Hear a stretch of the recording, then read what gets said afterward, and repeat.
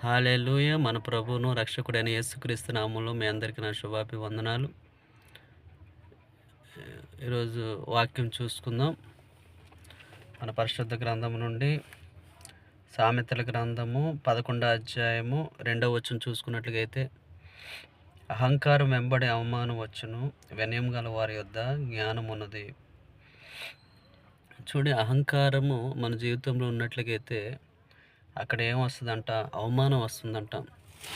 అహంకారమైన స్థితి మన జీవితంలోనే రానివ్వకుండగా మన జాగ్రత్త పడినట్లయితే మన జీవితంలో అవమానము పాలయ్యే పరిస్థితి మన జీవితంలోని రానే రాదు.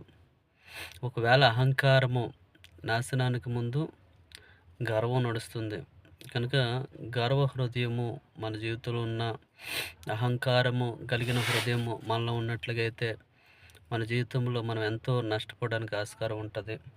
అలాగే వినయము గల వారి యొద్ద జ్ఞానం ఉన్నది. వినయం ప్రభు యొక్క సన్నిధి పట్ల, ఆయన యొక్క వాక్యం పట్ల మనం వినయ విధేయతలు కలిగి ఉంటే మన జీవితంలో దేవుని యొక్క జ్ఞానం పొందుకోగలుగుతాం. దేవుని యొక్క సన్నిధిలో మనము ఎదిగేవారుగా ఉంటాం, ఫలించేవారుగా ఉంటాం. కనుక ఇక్కడ లేఖనం సెలవిస్తున్నట్లుగా అహంకారము మన జీవితంలో ఉంటే అవమానం పాలైపోయే పరిస్థితులు మన జీవితంలో ఉంటుంది. అహంకారం దేని విషయంలో నీకున్న వాహనాలు బట్టి నువ్వు అహంకారంగా ఉండకూడదు. నీకున్న బిల్డింగులు బట్టి నువ్వు అహంకారంగా ఉండకూడదు. నీకున్న ఆస్తులు బట్టి నువ్వు అహంకారంగా ఉండకూడదు.